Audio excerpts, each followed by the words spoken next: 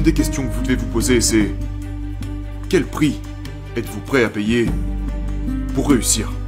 À quoi est-ce que vous êtes prêt à renoncer? Qu'êtes-vous prêt à sacrifier?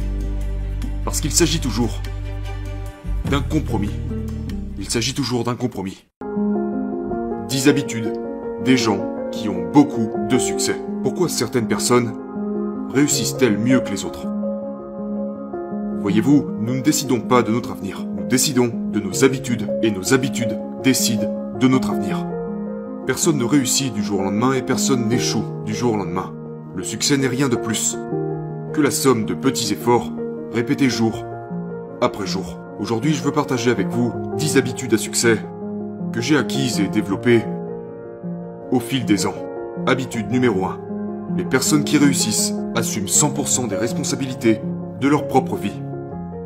Vous savez, j'ai connu beaucoup de difficultés quand j'étais dans la vingtaine. Je venais d'échouer sur ma 13e entreprise. J'avais ouvert et fermé 13 entreprises. À cette époque, j'étais perdu. Et je blâmais tout le reste. Et quand j'ai rencontré mon premier mentor, Alan, il s'est assis avec moi. Et il m'a posé la question, « Dan, qu'est-ce qui ne va pas ?» J'ai dit, tout ne va pas. D'accord, je ne gagne pas assez d'argent, je suis endetté, j'ai eu tous ces échecs, je comprends pas. Les clients sont radins, puis il y a le gouvernement, les taxes sont trop élevées, etc. L'économie va mal. Je rejetais la faute sur tout le monde. Je n'assumais pas la responsabilité de ma propre vie.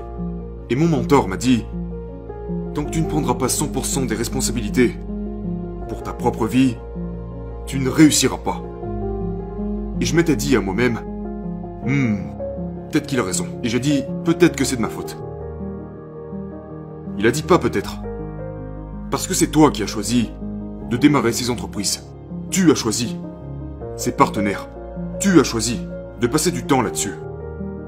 Toutes les décisions que tu as prises par toi-même, au meilleur de tes connaissances, certes, mais c'est toi qui les as prises et qui est passé à l'action.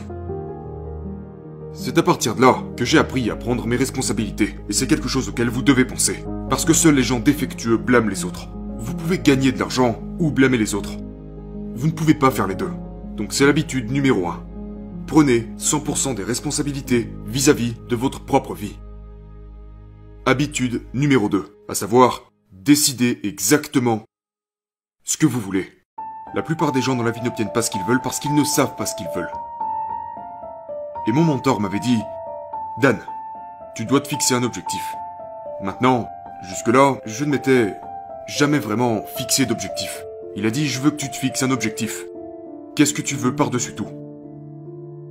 Et à l'époque, en tant que jeune, je me disais que mon rêve était d'acheter la Mazda RX-8. Rouge, à moteur rotatif. Et je pensais que si un jour je possédais cette voiture, j'aurais réussi. D'accord, c'était mon rêve, c'était mon seul rêve.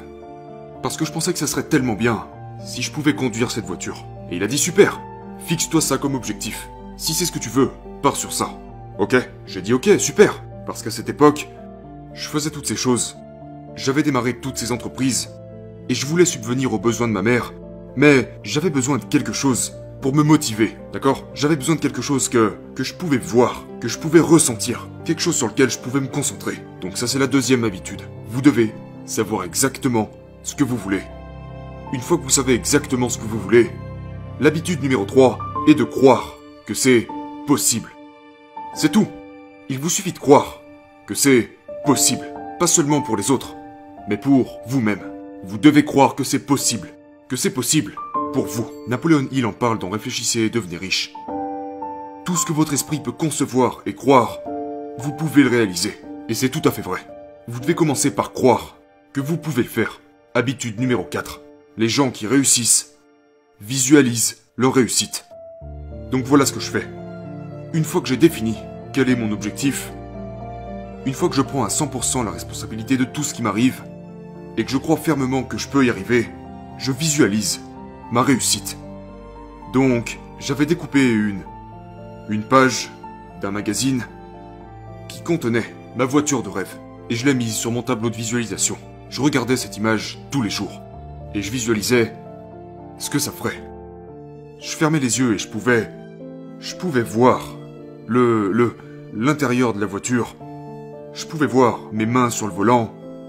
Je voyais le boîtier de vitesse, d'accord? Je visualisais tous les détails, je visualisais l'intérieur, je pouvais sentir le siège en cuir. Et je le visualisais, jusqu'à ce que ça devienne parfaitement clair dans mon esprit. Je pouvais la voir, je pouvais la sentir, je pouvais la ressentir, d'accord? Et je me disais que je méritais cette voiture, que je finirais par la voir. Et je faisais ça tous les jours. Je visualisais mon succès. Donc, c'est l'habitude numéro 4. Vous devez visualiser votre succès. Habitude numéro 5. Les gens qui réussissent agissent comme s'ils avaient déjà réussi. Voyez, la plupart des gens attendent de voir le résultat. Et puis ils se disent, ok maintenant, ils se disent qu'ils le méritent. Non, vous devez d'abord croire que vous le méritez avant que le résultat n'apparaisse. C'est le chemin inverse. Habitude numéro 6. Les gens qui réussissent sont prêts à payer le prix. Parce que c'est une chose de rêver, c'est une chose de croire. Mais au final, il faut faire quelque chose, d'accord? Il faut être prêt à payer le prix. Donc quand mes amis allaient au bar, quand ils faisaient la fête, ou quand ils étaient simplement en train de perdre leur temps, moi, je travaillais. Et je faisais que ça. Jour après jour, de longues heures, absolument tous les jours. Pas de pause, pas de temps libre, j'étais concentré. Parce que j'étais prêt à payer le prix. Donc, l'une des questions que vous devez vous poser, c'est... Quel prix êtes-vous prêt à payer pour réussir? À quoi est-ce que vous êtes prêt à renoncer? Qu'êtes-vous prêt à sacrifier? Parce qu'il s'agit toujours d'un compromis. Il s'agit toujours d'un compromis. Habitude numéro 7. Les gens qui réussissent ressentent la peur, mais le font toujours quoi qu'il arrive. Vous voyez, beaucoup de gens pensent que les personnes qui réussissent n'ont aucune peur. Évidemment que nous avons peur. Évidemment que nous avons des doutes. Évidemment que nous avons parfois peur de prendre une décision. Nous sommes des humains. La différence est que nous ne laissons pas nos peurs nous arrêter. Nous ne laissons pas la peur dicter ce que nous sommes ou encore moins ce que nous faisons. Nous ressentons la peur, vous ressentez la peur, mais nous le faisons, quoi qu'il arrive. Je me souviens être en train de décrocher le téléphone ou appeler des propriétaires d'entreprise. Je passais des appels à froid pour essayer d'attirer des nouveaux clients. Est-ce que j'avais peur? Bien sûr. Est-ce que j'étais nerveux? Bien sûr. Est-ce que j'aimais me faire rejeter? Non. Bien sûr que non. Bien sûr que non. Et je ressentais cette peur. Mais je le faisais quand même. Je le faisais quand même. Je le faisais quand même. Encore. Et encore. Et encore. Habitude numéro 8. Les gens qui réussissent cherchent des mentors. Vous voyez, les gens qui échouent, très souvent, sont très égoïstes. Alors s'il vous plaît, écoutez-moi. Votre ego n'est pas votre amigo. Votre ego n'est pas votre ami. Votre ego vous détruira. Vous voyez, quand je voulais tout faire à ma façon, je laissais ma fierté, mon ego, m'empêcher de trouver des mentors, jusqu'à ce que je trouve mon premier mentor. Maintenant cela peut ou peut ne pas être la réponse pour tout le monde. Je vous dis juste que c'était la réponse pour moi. Trouver mon mentor, rencontrer mon premier mentor, a changé ma vie. Ça a tout changé pour moi. Chercher un mentor. Je n'ai pas toutes les réponses. Je ne sais pas tout. D'ailleurs, il est impossible que quelqu'un sache tout. Et plus vous apprenez, plus vous réalisez à quel point vous en savez peu. Habitude numéro 9. Les gens qui réussissent ont de l'enthousiasme. Vous pouvez remarquer que les gens qui ont de gros revenus ont un haut niveau d'énergie. Les gens qui ont de faibles revenus ont un bas niveau d'énergie. Ils ne vont jamais au bout des choses. Ils ne sont pas productifs. Et ils n'y arrivent tout simplement pas. Ils manquent de vitalité, d'énergie. Ils n'ont pas l'enthousiasme et l'endurance pour faire bouger les choses. Parce que comment voulez-vous accomplir quoi que ce soit si vous n'abordez pas les choses avec passion et enthousiasme?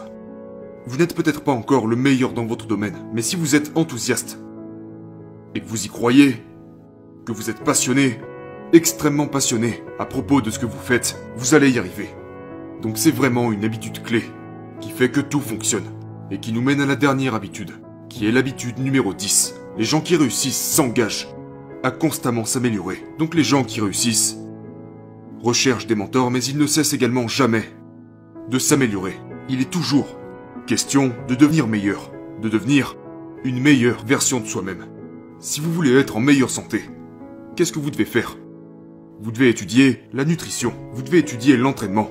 Si vous voulez être un bon cuisinier, Vous devez apprendre des recettes. Apprendre auprès d'autres cuisiniers qui vous donneront des idées. Et ce n'est pas différent. Si vous voulez réussir, vous devez en faire un sujet que vous étudiez. Ce doit être quelque chose que vous prenez au sérieux, quelque chose vers lequel vous faites des efforts.